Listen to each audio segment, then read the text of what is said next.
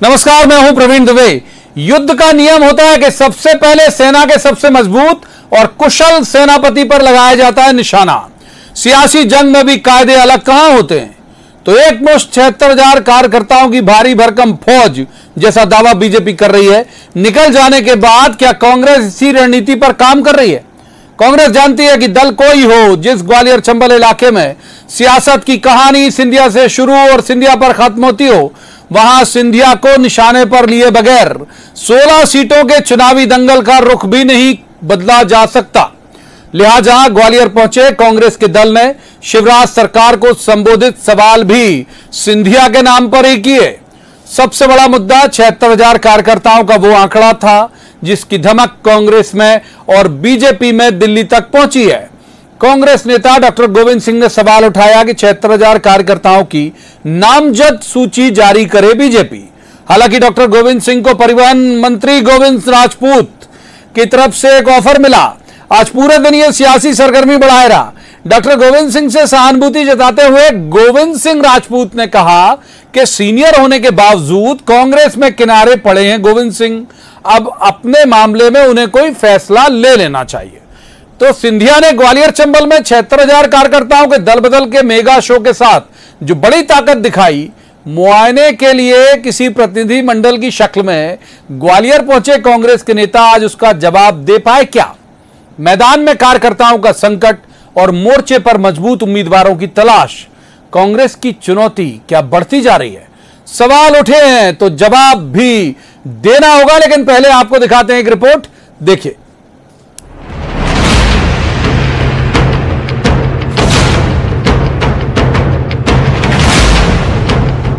तो जैसे तय पटकथा और संवाद पर कहानी आगे बढ़े, बीजेपी के मेगा शो के 48 घंटे के भीतर कांग्रेस उसी अंदाज में जवाबी हमला लिए सामने आ गई। इलाका ग्वालियर चंबल का था, लिहाजा निशाना शिवराज से सिंधिया और उनके समर्थन में पार्टी छोड़ गए नेताओं पर शिफ्ट कर दिया गया।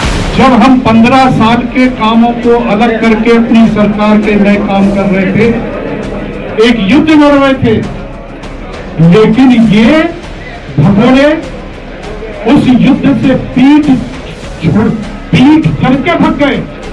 इनको नहीं था कि बेरोजगारों की समस्याएं हल हो, इनको नहीं था कि किसानों की समस्याएं हल हो। कांग्रेस की जमीन खिसका गए 76,000 कार्यकर्ताओं का आंकड़ा जो अब शोध का विषय बन गया, सवाल उस पर भी खड़े हुए।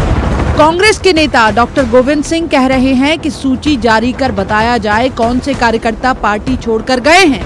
जवाब में सीएम शिवराज ने कहा, कांग्रेस पहले अपना घर ठीक कर ले।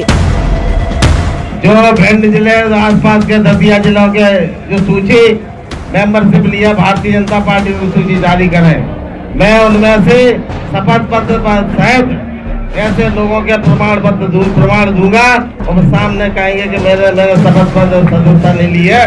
कई लोगों के गलत नाम लिख दिए और 75,000, अरे भाई 75 लाख बोल रहे थे, झूठे जो बोल रहा तो और ज्यादा बोलते। जो कांग्रेस अपना अध्यक्ष तय नहीं कर पा रही, नेता नहीं चुन पा रही और सच कहने वाले जहां कुचल दिए जाते हैं, दबा दिए जाते हैं, धोखेबाज और गद्दार करार दिए जाते हैं, वो कांग्रेस पहले अपने घर को ठीक ठाक करे। हाँ, तो पोल इतनी है कि नीचे से लेकर ठेठ दिल्ली तक पहुंच गई है ऊपर। राजनीति में माहौल बनाने के बड़े मायने होते हैं। सिंधिया ग्वालियर चंबल के 3 दिन के मेगा शो के जरिए जो फिजा बना गए हैं, बीजेपी कार्यकर्ताओं के साथ सिंधिया समर्थकों में जो जोश भर गए हैं, ग्वालियर चंबल में हमलावर हुई कांग्रेस क्या जनता के बीच उसका जवाब दे पाई है? सिंधिया की आंधी में कितने कांग्रेस कार्यकर्ता जड़ से उखड़े? आसमानी मंसूबों से पहले कितने हिस्सों में जमीन उखड़ी? कांग्रेस के लिए क्या ये आकलन जरूरी नहीं?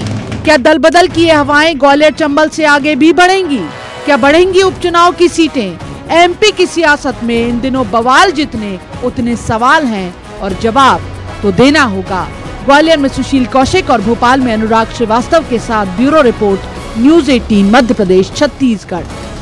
बेहद खास पैनल हमारे साथ जुड़ा है। सबसे पहले उसका परिचय मैं आपसे करा दूं। हमारे साथ हैं बृजेंद्र सिंह राठौर, ये कांग्रेस के वरिष्ठ नेता हैं, पूर्व कैबिनेट मंत्री भी हैं। बृजेंद्र जी का बहुत बहुत स्वागत है। दूसरे मेहमान उमाशंकर गुप्ता, ये बीजेपी के वरिष्ठ नेता हैं, ये भी पूर्व कैबिनेट मंत्री हैं। उमाशंकर गुप्ता जी का भी स्वागत है। तीसरे मेहमान हैं दिनेश गुप्ता, ये पत्रकारिता का चर्चित चेहरा है, अच्छे राजनीतिक विश्लेषक हैं, दिनेश जी का भी बहुत बहुत स्वागत है। शुरुआत कर लेते हैं बिजन जी से ही। बिजन जी, आज की जो पीसी हमने वहां पे देखी और ये कुछ ख्याल जो कुछ चर्चाएं जो सियासी गलियारे में थी वो थी कि केपी सिंह जी नहीं दिखे, रामनिवास रावत जी को उस तरह से फ्रंट पे नहीं किया गया, कुछ रणनीतिक तौर पर ये निर्णय लिए गए या फिर जो खबरें हवा में हैं वो सही हैं? देखिए, खबरें लाने वाला कौन है, मुख्य बात है खबरें लाने वाला कौन है और यही खबर क्यों दिखती है। मैं आपसे पूछता हूं, जब नरोत्तम मिश्रा जी भारतीय जनता पार्टी के उस कार्यक्रम में नहीं दिखते हैं तो ये खबर क्यों नहीं बनती? कांग्रेस में अगर मान लीजिए केपी सिंह जी आज किसी काम से गए हुए हैं, ये खबर बन जाती। हमने बनाई सर, हमने बनाई। रामनिवास रावत जी वहां पर बैठे हुए हैं। नहीं, अब जिसने भी बनाई हो हमें नहीं पता, अब चूंकि आप तक आई है किसने बोला हमें नहीं मालूम, लेकिन जिसने भी बनाई हो मुझे नहीं पता। खैर, बात ये नहीं है। देखिए, अभी मैं सुन रहा था कि वो 74,000 कार्यकर्ता, ऐसा हुआ वैसा हुआ, जमीन खिसक गई, आंधी आ गई। अरे कोई आंधी वांधी आने वाली नहीं है, आप बेफिक्र रहिए। मैं आपसे कहता हूं कि चुनाव आने दीजिए। ये डर के मारे चुनाव की तारीखें टलवा रहे हैं। अगर ये समय से चुनाव कराएं या जब भी कराएंगे, आपके सामने परिणाम आएंगे और आप देखेंगे आश्चर्यचकित कि जिन सिंधिया जी की वजह से आप कहते हो पत्ता नहीं खड़कता और बहुत बड़ा, आपकी बात जो है कोई फर्क नहीं पड़ने वाला। लोग, कांग्रेस का कार्यकर्ता एक इस बात को महसूस कर रहा है जैसे वो आजाद हो गया हो। जिन अच्छे लोगों को मौका नहीं मिल पाता था, आज उन्हें लगता है कि अब हमारी बात सुनी जा रही है, अब हम आजाद हुए हैं, अब हमें जो है जिम्मेवारी भी दी जाएगी और हमें काम करने की ललक भी उनको है। और उसका आपने मौका उस वक्त देखा होगा जिस दिन ये सदस्यता अभियान इनका चल रहा था। इन्हें कोरोना की चिंता नहीं थी, लोग मरेंगे जिएंगे, मध्य प्रदेश के क्या हालात हो रहे हैं ये इनको चिंता नहीं थी, लेकिन इन्होंने अपना कार्यक्रम किया। हमारे गणेश जी के मंदिर बंद हैं, लेकिन इनको परमिशन पंडाल लगाने की बड़ी जोरदार मिली। क्या ठीक है, सरकार है, वो अपना उसका दुरुपयोग कैसे भी करें, लेकिन जितने लोग इनके 76,000 जिन्हें आंकड़ा बता रहे हैं इनके कार्यक्रमों में थे, उससे चौगने लोग ग्वालियर की सड़कों पे कांग्रेस का झंडा लेके और काला झंडा लेके विरोध करने के लिए थे, क्योंकि वो विश्वासघातियों को बर्दाश्त करने के लिए किसी हालत में तैयार नहीं थे। ये भी शायद आपके चैनल पे भी आया है और भी कई चैनलों पे लोगों ने देखा। तो ये जो है कार्यकर्ताओं का जहां सवाल है, आज भी कार्यकर्ताओं की मीटिंग थी तो हेलीकॉप्टर से उतर के और वहां तक पहुंचने में 3 घंटे लग गए उन्हीं कार्यकर्ताओं में। तो कार्यकर्ताओं में जोश है और कार्यकर्ता जवाब देगा। कांग्रेस कहीं से कोई कमजोर नहीं है, कमजोर है तो भारतीय जनता पार्टी। ठीक है, जवाब ले लेते हैं हम भी, प्रोग्राम का नाम ही है, जवाब तो देना होगा। उमा शंकर गुप्ता साहब, किसी तरह के मुगालते में आप ना रहें, ये विजयन जी कह रहे हैं। जो अच्छे लोग हैं वो आजाद हो गए ग्वालियर चंबल में, तो आप मुगालता नहीं पाले कि 76,000 आप लोग ले आए, तो अव्वल तो वो मान ही नहीं रहे कि आप लेके आए हो। नहीं दुबे जी, आप कहें तो मैं 4-6 नाम पढ़ दूं। ब्रिजेंद्र सिंह जी को नमस्कार करता हूं, वो इस मुगालते तो पढ़ दूं में बना।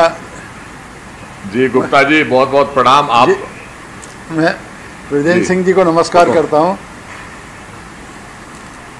जी। मैं ये आग्रह कर रहा हूं कि हमें कोई ये किसी के सर्टिफिकेट की जरूरत नहीं कि कितने लोग वहाँ रहे कितने नहीं रहे।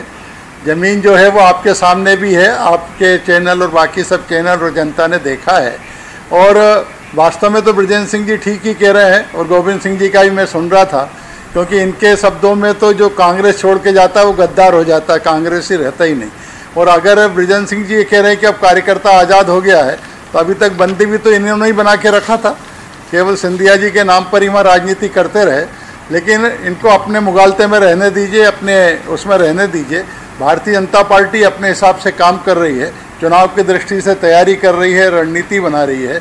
और जहाँ तक मेरा एक आग्रह है कि सिंधिया जी जाते ही से, कांग्रेस छोड़ते से ही खराब हो गए, गड़बड़ थे, पूरी कांग्रेस को हाईजैक कर रखा था, कार्यकर्ता को बढ़ने नहीं दिया था, ये एकदम कहना जनता के गले नहीं उतरता है। खैर, सिंधिया जी भारतीय जनता पार्टी के अब नेता है, उनके साथ बड़ा कार्यक्रम वहाँ ग्वालियर में हुआ है। और जो भी 2, 4, 5, 10, 5 जितना स्वीकार कर ले कांग्रेस के लोग, उतने लोग कांग्रेस छोड़कर आए हैं। लेकिन कांग्रेस को ज़रा हवा में नहीं रहना चाहिए। ये दुर्भाग्यपूर्ण है कि कांग्रेस, एक तो जो कांग्रेस छोड़ के जाए वो गद्दार, और कांग्रेस अपना जो हालत अभी दिल्ली में है वो नहीं सुधर रही है। अब अभी तो बृजेंद्र सिंह जी विवेक तनखा जी के साथ हैं, कमलनाथ जी के साथ हैं कि दिग्विजय जी के साथ हैं, सोनिया गांधी जी को बनाना चाहते हैं कि किसी और दूसरे को बनाना चाहते हैं। इसी में कांग्रेस उलझी हुई बैठी है। अपने घर को कांग्रेस को देखना चाहिए जो नहीं कर रही है। इधर हमारी चिंता नहीं छोड़ दें। 76,000 आए होंगे, 6,000 आए होंगे, 500 आए होंगे, जो आए होंगे वो जनता के सामने हैं। और चुनाव हम नहीं टाल रहे। चुनाव जब कराना चाहे चुनाव आयोग करा ले, हमारा उसमें कोई इंटरफियरेंस नहीं है। और चुनाव आयोग जो भी तारीख घोषित करेगा, भारतीय जनता पार्टी उस पर चुनाव के लिए तैयार है। ठीक है। दिनेश गुप्ता जी का रुख कर रहे थे। दिनेश जी, एक तरफ हमने 4 दिन पहले मंच में देखा केंद्रीय मंत्री नरेंद्र सिंह तोमर, शिवराज जी, सिंधिया जी और जितने जी हैं, प्रभात जी, वो सब जी थे, जयभान सिंह पवैया जी, बहुत सारे जी। उसके जवाब में एनपी प्रजापति जी, जिनका बहुत ज्यादा कनेक्शन ग्वालियर चंबल से नहीं है, सज्जन वर्मा, जिनका बहुत ज्यादा कनेक्शन ग्वालियर चंबल से नहीं है, जयवर्धन सिंह, जिनका बहुत ज्यादा कनेक्शन ग्वालियर से नहीं, शायद इंचार्ज मिनिस्टर रहे कुछ समय, और रामनिवास रावत जी जरूर वहां कहीं हैं। तो ये जवाब आपको लगता है पर्याप्त है? यदि मैं विजयन जी की बात को कहूं कि जनता लड़ रही चुनाव, तो जनता ही जिताएगी क्या?